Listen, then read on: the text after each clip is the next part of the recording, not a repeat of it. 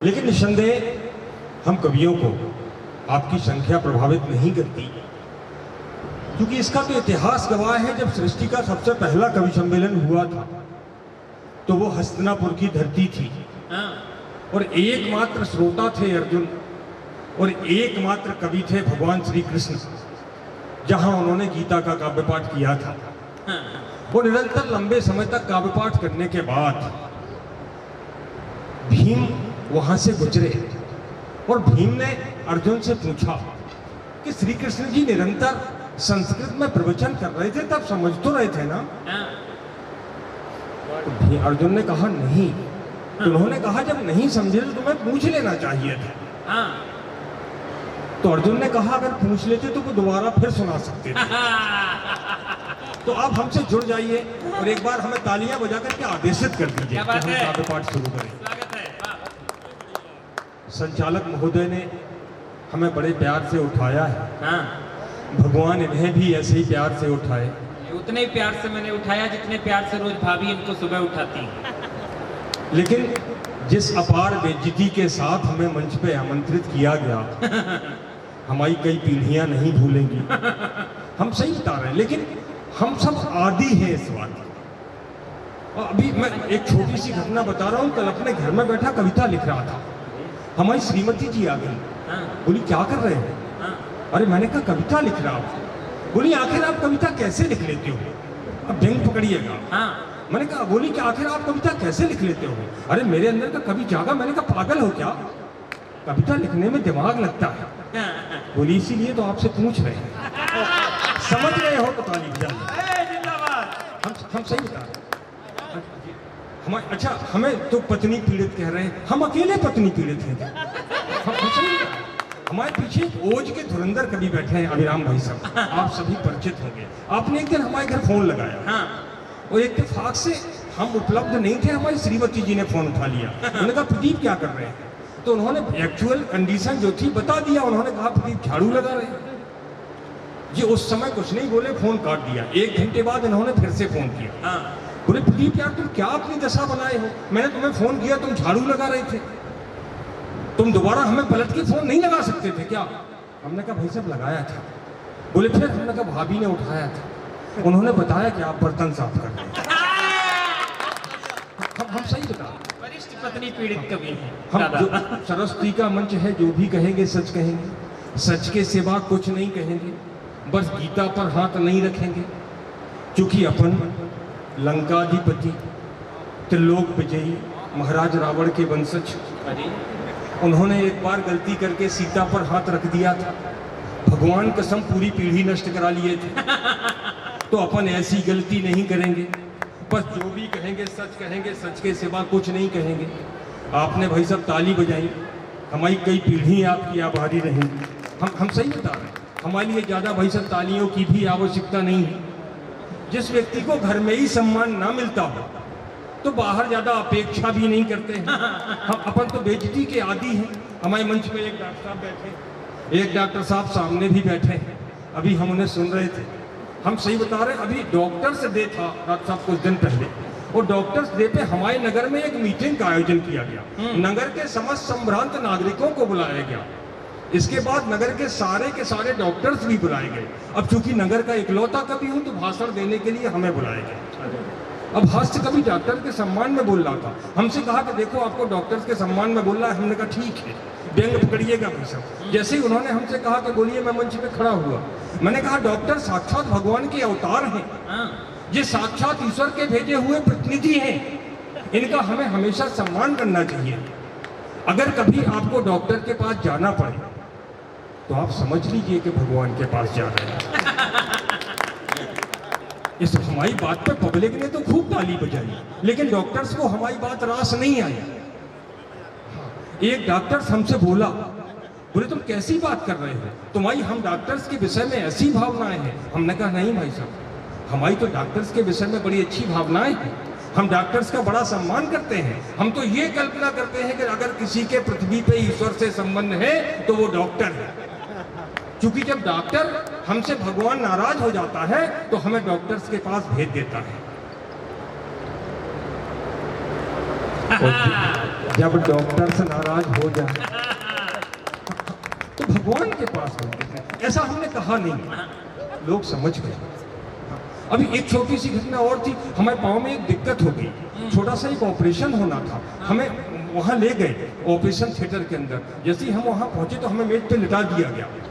Doctor साहब सामने आए, मैंने उनसे कहा, मैंने कहा डॉक्टर साहब बोले तुम्हारे जाड़े का महीना है दिसंबर का, तुम्हारे माथे पे पसीना कैसे? मैंने कहा डॉक्टर साहब ऑपरेशन पहली बार करा रहा हूँ, थोड़ा सा घबराहट हो रही है। डॉक्टर साहब कह रहे कैसी बातें कर रहे हो, जब मैं पहली बार कर रहा हूँ कोई मुझे घबराहट नहीं, तो आपको किस बात की घबराहट?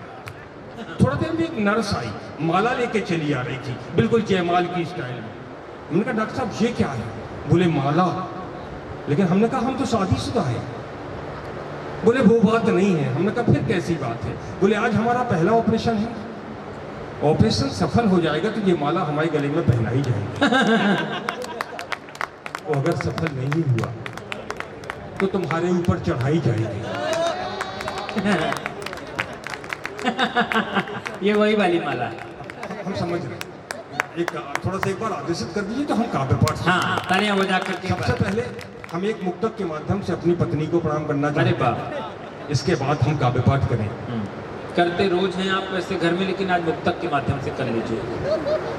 अपनी पत्नी को पहले जी मेरा नमन, हाँ?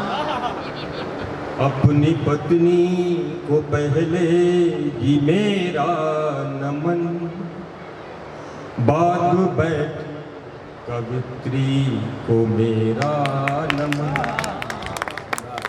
मंच पर बैठे कवियों की पत्नी सहित आपकी पत्नियों को भी मेरा नमन। अब आप खुल के ताली बजा सकते हैं। बहुत अच्छे। घर में जाके बताओगे कि एक कभी ऐसा भी आया था जो तुम्हें प्रणाम कर रहा था। हम सही बता रहे हैं, आपकी इज्जत बन जाएगी। वाह वाह। अभी अच्छा, पत्नी के सम्मान में बोलना चाहिए, पत्नी से डरना चाहिए। पत्नी कहते किसे? पत्नी का तात्पर्य है जो अपने पति पर रहे तनी। अच्छा, हमसे ज्यादा समझदार तो अंग्रेज है। हाँ। अंग्रेजी में पत्नी को क्या कहते हैं? वाइफ। वाइफ की स्पेलिंग जानते हैं आप? WIFE, यही तो होती है। हाँ। इसका फुल फॉर्म बता सकते हैं? हाँ। मैं बता रहा हूँ, without information fighting every time. जहां किसी भी समय अगर शुरू हो जाए तो समझ लीजिए कि निसंदेह वो पत्नी ही है। वाह। हमारी पत्नी कैसी है, मैं एक छंद के माध्यम से वर्णन स्वागत करता स्वागत। हूं। मैं आपने वो सुना होगा, एक जीव होता है सेही, सुना है? हाँ, हाँ, हाँ। उसके पूरे शरीर पे कांटे लगे होते हैं। शेर भी उस पर आक्रमण करने से डरता है। अब एक कल्पना कर लीजिए, एक चित्रण मन में देख लीजिए कि सेही और हमारी पत्नी, गया गुजरा बेचारा। बस एक कल्पना कर लीजिए और हमें अपना आशीष दीजिए। वाह। खात है भात, खात है भात सदा दिन रात, रहे पग रात पर रात सीधे ही। बड़ा अच्छा लग रहा है। रज्जू राजा बड़े मन से ऐसे सुन रहे हैं जैसे हम इनका चित्रण कर रहे हो। खात है भात सदा दिन रात, रहे पग रात पर रात सीधे ही। बाक्रोधी महान, बाक्रोधी महान, उजारत प्राण, जो सामने आए सुधारत ते ही। बाक्रोधी महान, उजारत प्राण, जो सामने आए सुधारत ते ही। मैं राम कहूँ हनुमान कहूँ, मैं राम कहूँ हनुमान कहूँ, मैं मनाऊँ रमाया जपूँ वैदेही। कौन से पाप करे हैं प्रदीप, अरे कौन से पाप फले हैं प्रदीप, जो ब्याह के लाए निवास में से ही। कौन से पाप फले हैं प्रदीप, जो ब्याह के लाए निवास में से ही। हम एक बहुत देर से हमारी चर्चा कर रहे थे। हाँ, इनका एक थोड़ा सा एक घटना इनके विषय में भी हम बता दें। सुना दो। इनका एक बेटा है, हाँ, एक दिन स्कूल से लौटा हम्म, और अपने बता रहा था, पापा आज स्कूल में टेस्ट हुआ था, हमारे 10 में 10 नंबर आए हैं। छोटा सा बालक है, अभी कक्षा 1 में ही पढ़ रहा है। बोले 10 में 10 नंबर आए। अमित को विश्वास नहीं हुआ। विश्वास ना होने के कारण ये था कि इनके कभी नहीं आए। ये कल्पना, उसने कहा कि बेटा झूठ नहीं बोलते। उसने कहा नहीं नहीं पापा, हमारे 10 में 10 आए। एक दिन एक कवि सम्मेलन में आप गए, जब वहाँ मुंबई पहुंचे तो वहाँ एक रोबोट बिक रहा था, झूठ पकड़ने वाला। आप उसको घर में लेके आए। जैसे ही लड़का स्कूल से आया, उसने फिर उसकी तो आदत थी झूठ बोलने की। एक दिन लड़का स्कूल से आया, ये बोले कहाँ गए थे? लड़का बोला स्कूल। बोले आज स्कूल में क्या हुआ? बोले पापा आज हमने स्कूल में बहुत पढ़ाई की, सुबह से शाम तक निरंतर पढ़ते रहे, सारा होमवर्क चेक कराया। मशीन पहले से, रोबोट सामने था, जैसे ही झूठ बोलते थे रोबोट थप्पड़ मारता था। लड़के ने बोला पापा पूरे दिन व्यस्त रहे और आज स्कूल में बहुत काम कराया, रोबोट आया उसने एक थप्पड़ पड़ा। ये बोले देखो बेटा झूठ बोल गए, गलत बात। देखो ये रोबोट झूठ बोलने पर थप्पड़ मारता, जब मैं पढ़ता था तो मैं कभी झूठ नहीं बोलता था। पर डे स्कूल जाता था, स्कूल का पूरा होमवर्क करता था, रोबोट आए तड़ा। इतने में इनकी पत्नी आ गई, बड़ी प्रसन्न थी। बोली देखा जवाब मिल गया, और आखिर लड़का झूठ बोलेगा भी क्यों नहीं, लड़का तो आप ही का है। रोबोट पत्नी के पीछे दौड़ पड़ा। पत्नी का सम्मान करना।